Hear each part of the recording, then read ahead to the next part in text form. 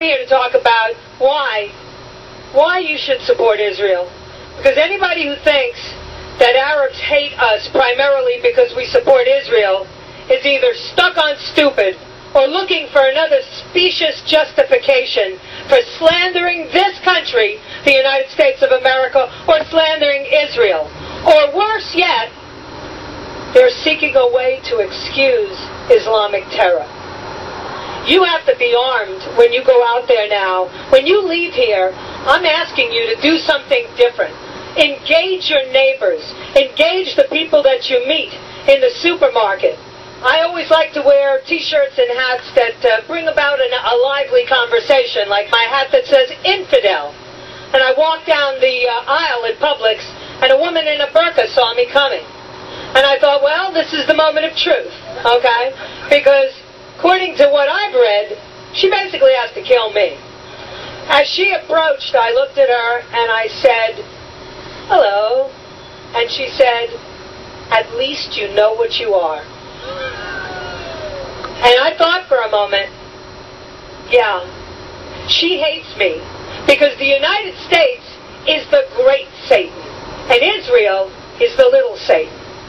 So if you're an American, the support of Israel is really the support of the United States of America first. Beyond all of that, I just love Israel.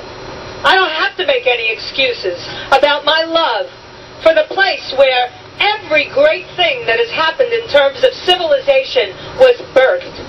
I don't have to defend the right for them to exist. You have to defend it to your friends and neighbors if you haven't already. Now, there are 7 reasons. I said this on the air today. I'm going to tell you the 7 reasons that we support Israel so that you're not shy about saying it. The first reason is Israel has the right to the land because of all of the archaeological evidence. You don't have to go into a long philosophical, and I'm going to give you the philosophical argument too that Colonel West and Reverend Dozier made and everybody else. But the archaeological evidence proves that Jews have been in Israel since the beginning of its civilization. And you need to know that. You need to read about it. You need to Google it on the internet. You need to do something different than you've been doing because you haven't been getting the message out. The second proof that Israel has a right to that land is its historic right. History supports it totally and completely. This is not negotiable. That land has belonged to Israel from the time before the Roman Empire. The Romans conquered the land, although Jews were allowed to stay there. Don't forget, Jews lived there even after the Romans conquered it. And then, of course, here's the part of history that people don't like to talk about. The Turks took over about 700 years ago and ruled right up until World War I, when the land was conquered by our founding fathers, the British. The British government was very grateful to a Jewish chemist named Weizmann who discovered a way to manufacture nitroglycerin from materials that existed in England, and to the Jewish people who bankrolled all of that research, and so he promised to give the Jews back their homeland. And that's exactly how it went down. It's supported by historical evidence. I want the people to hear what Mark Twain had to say, Samuel Clemens. He took a tour of Palestine in 1867, because that's what they called Israel back then. And this is how he described that land. We're talking about Israel now, all right? He said, a desolate country whose soil is rich enough but is given over wholly to weeds. A silent, mournful expanse. We never saw a human being on the whole route. There was hardly a tree or a shrub anywhere. Even the olive and the cactus, those fast friends of a worthless soil, had almost deserted the country. Where was this great Palestinian nation? It didn't exist. It wasn't there. Palestinians were not there. Palestine was a region named by the Romans, but at the time it was under the control of Turkey. You need to know these things. You need to write them down on cards the way I've written them down, because you have to answer people's questions. The road leading from Gaza to the north was a summer track, suitable only for transportation by camels, okay, or carts. There were no orange groves, no orchids, there were no vineyards to be seen. Go to Israel today. Go look at that place today. That desolate, without even a cactus place. It's a garden in the middle of a desert. I and see yet mile after mile of nothingness. And then all of a sudden, God made it flourish and bloom, and it was given back to the people to whom it belongs. So history supports, that's the second reason. The third reason that the land belongs to Israel is the practical value of the Israelis being there. Israel today is a modern marvel of agriculture. I was just there. Lieutenant Colonel West has been there recently. A lot of people have traveled to Israel. And let me tell you, there's no place else on earth where a desert has become an orchid. There's nowhere else. And if the Arab nations were smart, they'd turn to Israel and its Jews and ask them, what do we do with our deserts? Because they haven't done squat in all these years. So Israel's third reason is the practical value of having a thriving agricultural society there. The fourth reason I believe that Israel has the rights of the lands is on the grounds of humanitarian concerns. And I want you to listen to me, because this may be the most important thing that I say today. You see, there were 6 million Jews slaughtered in the last century. People that could have been my aunts and uncles. People that could have been mothers and fathers of the people who are here today. Because the Jews had no place to go. So if you want to have a homeland where those people who historically have been hit by pogroms, by holocausts, then you make sure that Israel stays intact on humanitarian grounds. That's what the liberals are always talking about. Let's be humanitarians. Keep a homeland for the Jews. We see what happens when there is none. The fifth reason that Israel ought to have the land is because, oh wow, they're a strategic ally of the United States of America. Israel is a deterrent, a detriment, an impediment to certain groups that want to destroy democracies all over the world.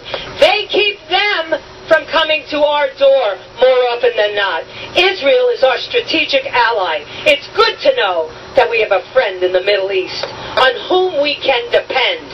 Not some of these Middle Eastern countries that are so-called allies now, who, by the way, the minute 9/11 took place, all of their citizens jumped up on tables and cheered the death of Americans. So let me tell you, your only friend, and the reason you need to believe that Israel belongs there, is because they are our only strategic ally. And sixth reason that Israel is a roadblock to terrorism. I went there and I spent 6 days on a behind-the-scenes tour about how terrorism is combated in Israel. Were it not for the things they've designed, were it not for the protocols that they formulated, we would have even more problems here than you see today. Israel has cutting-edge technology. The only problem with America today is we have an administration who doesn't want to use it. We have an administration who thinks that if they were to take a stand against this radical foe, not just foe of Israel's, but foe of the great Satan, the United States of America, that they will lose favor in the courts of the world opinion. Well, guess what? They hate us anyway. I'm not interested in courting public opinion. I'm not interested in what people have to say about the United States of America. I'm not apologizing for the United States of America, and I'm not apologizing for Israel anymore. I stood in the middle of Sederot looking at the Katyusha rockets that were exploding every day. Does the world care that Jewish kids run into bomb shelters every 20 minutes? No, they never care about what happens to the Jews, so I'll be darned if I care about what they think about me. And the seventh and the most important reason why we ought to support Israel is because God said so. And I'm not ashamed to say it. Look it up in the book of Genesis. You heard somebody quoted Genesis 13, 14 through 17. The Bible says, the Lord said to Abram, lift up now with your eyes and look from the place where you are northward and southward and eastward and westward. For all the land which you see, to you I will give it, and to your seed forever. Arise, walk through the land in the length of it and in the breadth of it, for I will give it to thee. That's God talking. And if God said it, that settles it.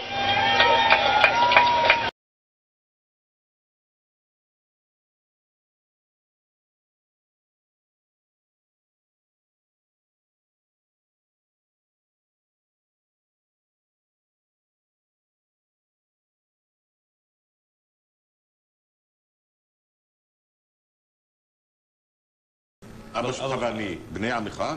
כן. כולנו עמדנו בהר סיני לקבל את התורה. אני לא עמדתי בהר סיני. לא בנשמה שלך, נשמות של כולנו עומדו שם. אני לא מאמין במציאותה של נשמה. בסדר, בוא נגיד שעל זה יש בינינו מחלוקת. כן. אז למה אנחנו עם אחד? ששתינו צאצאים של אברהם אבינו, זה אתה מאמין? לא. לא? כל מתנחל מרשה לעצמו להתיישב על גבעות שדודות של קרקע ערבית שדודה, וצריך להעביר 3,000 איש כדי לפנות 2 משפחות. מה דעתכם על פלוגה אחת שנותנים לרשות לירות? הרב רונסקי, אתה יודע, אתה שומע הרבה מאוד אזרחים ישראלים שאומרים, הקדוש ברוך הוא בצד שלנו. זה מבטיח את הביטחון שלנו. ואני כנראה חונכתי חינוך מאוד מקולקל בבית. אותי לימדו שהביטחון שלנו וההישרדות של מדינת ישראל תלויים רק בגורם אחד, בצה"ל. הוא מציון שמנחה פה את הדיון כבר הרבה מאוד שנים. כן, והטלוויזיה אוהבת את זה. עם ההחלטה הזאת גם לא להצליח איתה וגם להפסיד את הדבר הזה שמאוד מאוד פוגע בפוליטיקה הישראלית, להתאפס כמי שנכנע לחרדים, מתקפל כראש ממשלה. תודה רבה. חרדים נעבור לאנשים. כן, זהו. חרדים נעבור לאנשים. כן, זהו. כל התקשורת הישראלית, אתם שווים בסך הכל את החברים שהצביעו למרץ. ואתם, זה האנשים. אבל אתם לא העם. אנחנו 3%, אתם ממש לא העם. 3% ואנחנו האיכות. אתם האיכות שלא קובעים שום דבר. תודה רבה לך, דודו אללה. ואתם קשקוש, ואתם תפשתם וטומטמתם. תודה רבה לך. בבקשה. תגיד במילה אחת שמכיוון ששתיכן קפצתם ואמרתם שמאוד נהניתם מהכתבה, אני חושב שהרמתם לי בדיוק להנחתה של מה שאני רוצה להגיד, אבל לזה נגיע עוד דקה או 2. בכל אופן, ידיעות אחרונות, כך הוא מדגיש בכותרת שלו, מודאג כנראה מאוד מזה שהציבור זז ימינה. ומכיוון שידיעות אחרונות מכריז שהוא מודאג מעמדות הציבור, ברור שהוא רואה את עצמו כמי שמחזיק בעמדות שונות מאלו של הציבור. זאת לוגיקה פשוטה, לא צריך להיות איינשטיין כדי להבין אותה. ועוד מילה אחת על הכתבה הזו, כדי שהקוראים של ידיעות יבינו כמה מסוכנים הימנים הפשיסטים האלה, כלומר הציבור, הכינו בידיעות גם איור מיוחד, שכולל צילום של תעודת זהות ישראלית, עם סמל של תנועת כך מעליה, וברקע של שניהם אני מזהה חציו של נשר, זה שלמיטב זיכרוני היה הסמל של הרייך השלישי, ושקידם את פניה של אמא שלי בכניסה למחנה מאוטהאוזן. ולמרות כל ההקדמה הארוכה הזאת, מה שאני רוצה לדבר עליו זה לא הכתבה הזאת, אלא במה שעולה ונגזר ממנה, ומהרבה מאוד כתבות כמוה, כי הכתבה הזאת בעצם נסובה סביב סקר שעליו אולי ממנו אולי התלהבתם. התלהבנו, זה סקר מטריד. עוד שנייה אחת. סקר שערכה מן הצמח ושגילה שוב בפעם מי יודע כמה, וזו סדרה של סקרים שידיעות אחרונות ולא רק ידיעות עושה, שאמרות הניסיונות של התקשורת לחנך את הציבור נשאר ימני ולאומי.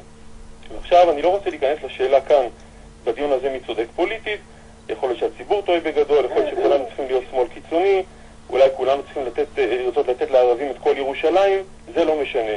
מה שמשנה זה, ועל זה אני רוצה לדבר, זה ששוב ושוב מתברר הפער הבעיניי בלתי נסבל בין עמדות הציבור מצד אחד לבין עמדות התקשורת מצד שני, כשמתברר שוב שלעמדות הציבור אין שום ביטוי בעיתונות.